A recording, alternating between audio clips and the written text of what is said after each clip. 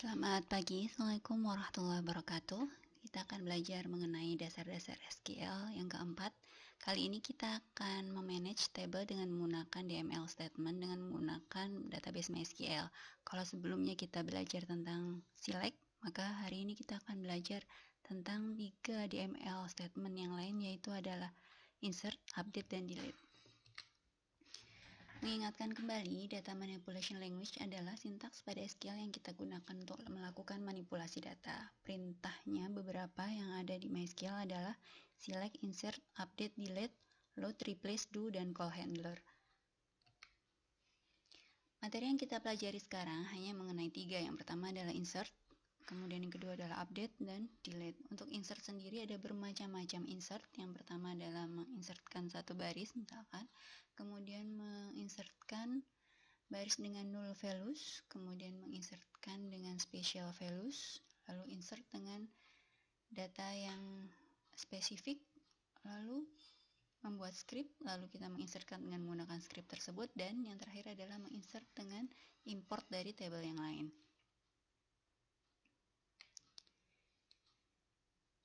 Untuk basic insert, kita menggunakan perintah insert into table, kemudian kita sebutkan kolomnya, kemudian setelah kolom tersebut values-nya, nilainya dari si baris yang akan kita inputkan.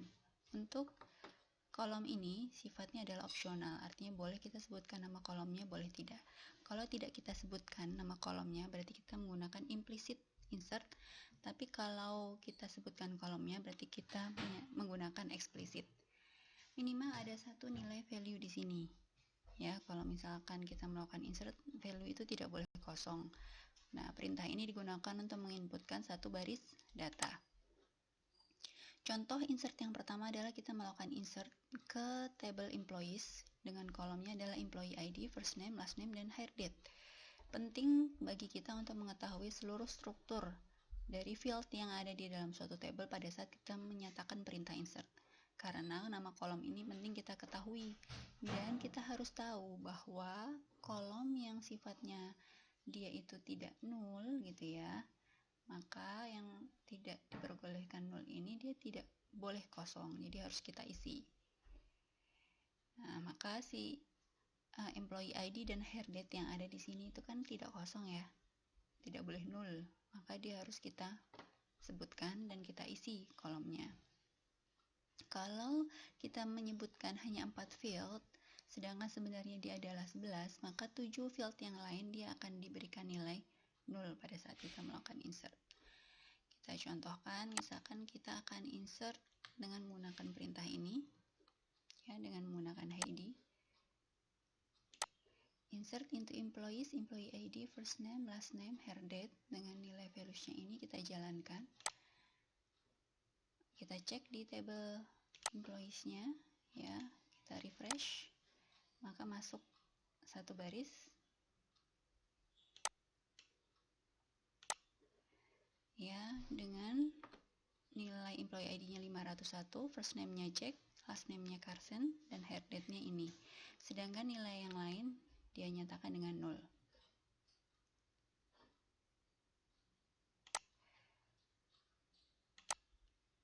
Nah, selanjutnya kalau kita ingin menginputkan suatu kolom dengan nilai 0, maka kita menyebutkan bahwa value-nya adalah 0. 0 itu berarti dinyatakan seperti ini ya, 0. Nah, ini hanya untuk kolom yang diperbolehkan untuk berisi nilai 0. Kalau dia tidak diperbolehkan berisi nilai 0 tapi kita nyatakan 0, maka dia akan ada notifikasi error. Kemudian menginsertkan nilai yang spesial. Contoh nilai spesial itu adalah tanggal hari ini atau tanggal sekarang. Di dalam SQL kita menggunakan fungsi now atau current date. Bedanya apa antara current date dan now? Kalau current date dia memang mengembalikan suatu tanggal ya, tanggal hari ini. Tapi kalau now dia sebenarnya selain tanggal dia mengembalikan waktu. Kalau kita punya suatu kolom yang hanya bertipe data date, maka ketika kita insertkan now maka akan dipotong untuk data waktunya, sehingga yang dimasukkan hanya tanggal. Selanjutnya adalah menginsertkan dengan specific date and time. untuk menginsertkan dengan data yang spesifik, maka data spesifik tanggal, maka kita menggunakan format dan menggunakan fungsi str2date. Di sini str2date-nya misalkan adalah 21/04/2020 gitu ya. Kita menggunakan formatnya tanggal, bulan, tahun seperti yang biasa kita gunakan sehari-hari. Nah, kita nggak tahu MySQL ini di dalamnya dia formatnya seperti apa. Apakah tahun, bulan, baru tanggal, atau tahun, tanggal, baru bulan. Nah, karena kita tidak tahu dan kita ingin menghindari error tersebut, maka kita nyatakan format dari tanggal yang kita masukkan ini adalah %D, %M, strip %Y. Artinya bahwa si %D yang pertama ini gitu ya, ini adalah tanggalnya, kemudian ini adalah bulannya, kemudian ini adalah tahunnya. Jadi MySQL pada saat insert dia akan mengetahui bahwa nilai yang kita sebutkan ini adalah tanggal, bulan, tahun. Kalau kita ingin formatnya berbeda, misalkan bulan dulu baru tanggal, maka berarti %M-nya di depan dan %D-nya di belakang. Memasukkan implicit column dengan menggunakan implicit column. Implicit column artinya kita tidak menyatakan baris kolomnya, nama kolomnya. Artinya kita hanya menginsertkan nilainya. Syaratnya adalah kita harus menyebutkan seluruh nilai kolom data. Jadi seluruh kolom data itu harus kita nyatakan dia bernilai apa. Dan yang kedua adalah diinput secara terurut. Artinya kita harus mengecek ke struktur datanya. Di tabel employee ini, struktur data pertama adalah employee ID, first name, kedua kemudian first name, last name, dan selanjutnya. Maka kita harus menyatakan secara berurut bahwa value yang pertama adalah employee ID, value kedua adalah first name, value ketiga adalah last name, dan seterusnya. Tidak boleh terbolak-balik.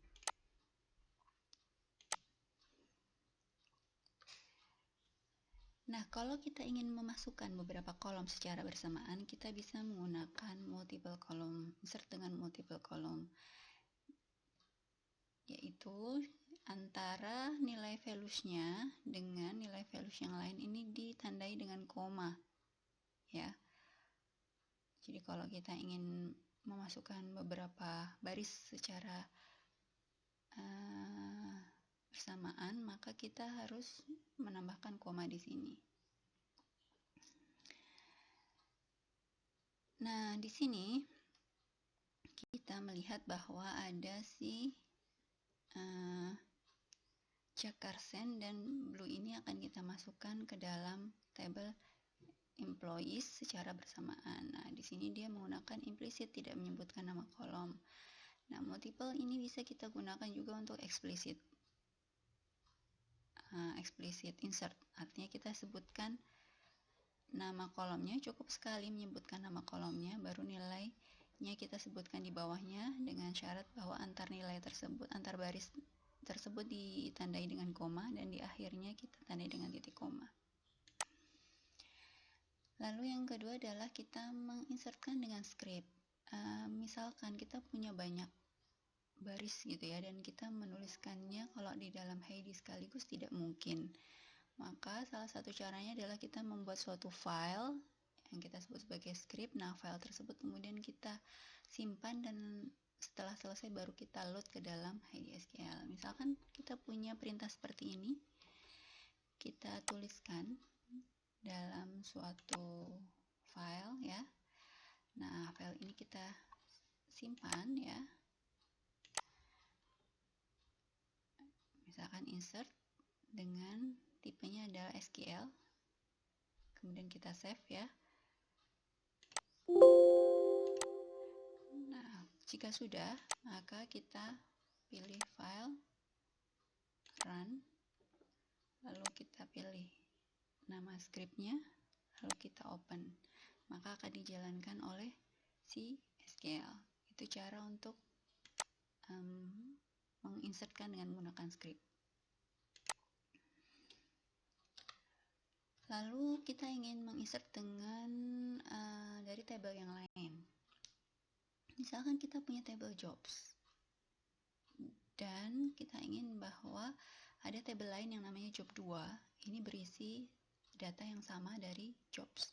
Maka kita bisa menggunakan perintah ini, insert into job 2, select bintang from jobs, dengan pernyataan implisit, artinya kita tidak menyatakan nama kolomnya, sehingga nanti akhirnya si job 2 ini akan berisi seluruh kolom dan data yang ada di dalam jobs tersebut.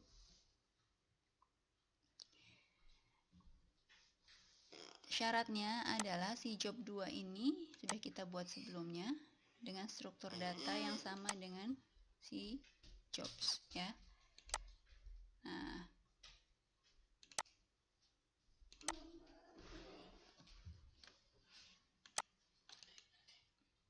misalkan ini kita delete terlebih dahulu isinya. Kita jalankan perintah insert into job 2, select bintang from jobs.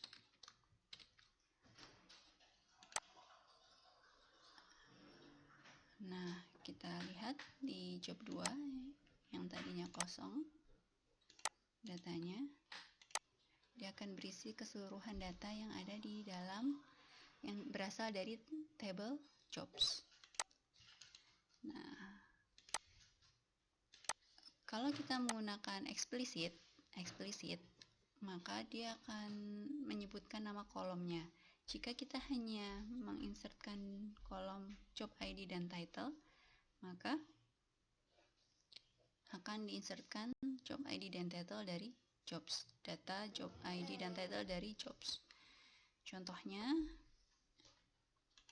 misalkan query-nya adalah insert into job 2, kolomnya adalah job ID dan job title.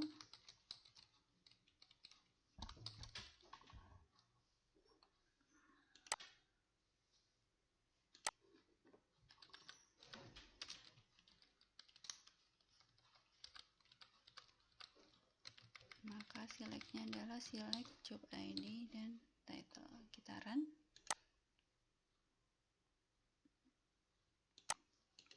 Kita refresh. Nah, maka yang diisi hanya kolom job ID dan job title berasal dari table jobs, dan salary-nya adalah 0 ya. Minimal salary dan maksimal salary-nya adalah 0.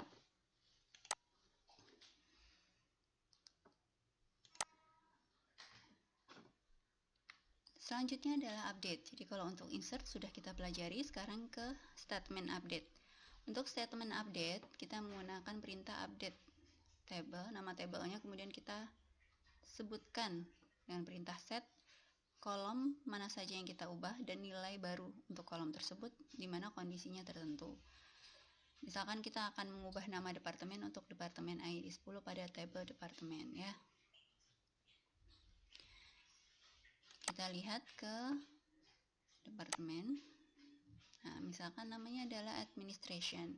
Kita akan mengubah si administration ini dengan administration unit.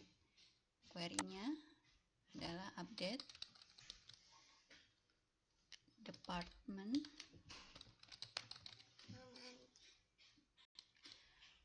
set department name sama dengan administration unit. Kondisinya adalah where department ID sama dengan 10. Artinya yang kita ingin ubah hanya yang ini aja, yang di departemen ID-nya, bukan keseluruhan ya.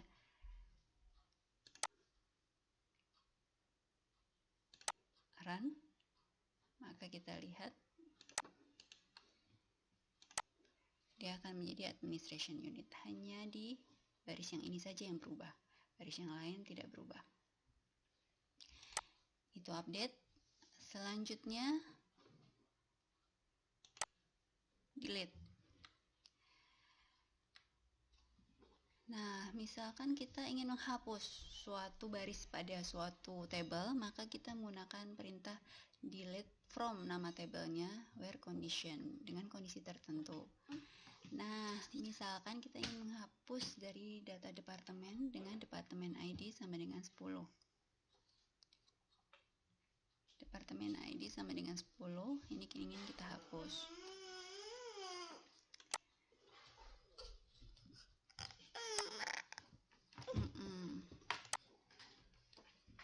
Delete.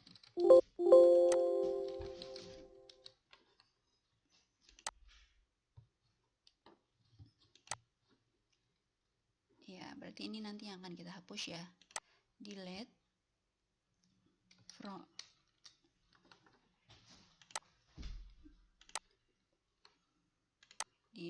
from departments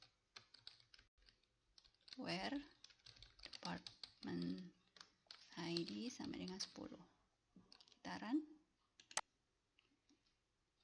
Kita lihat. Maka departemen ID yang 10 hilang. Dia akan terhapus. Bagaimana kalau kita ingin menghapus keseluruhan? Nah, untuk menghapus keseluruhan dari isi table, kita menggunakan delete from table tanpa kondisi. Maka dia akan menghapus keseluruhannya. Misalkan kita nyatakan perintah delete from departments tanpa where. Kita run. Dia menyatakan warning ya. Apakah kita akan tetap menjalankan? Misalkan yes. Maka kalau kita cek, dia tidak ada. Jadi menghapus seluruh datanya. Baik, demikian untuk perintah DML, yaitu insert, update, dan delete untuk hari ini. Sampai ketemu lagi. Assalamualaikum warahmatullahi wabarakatuh.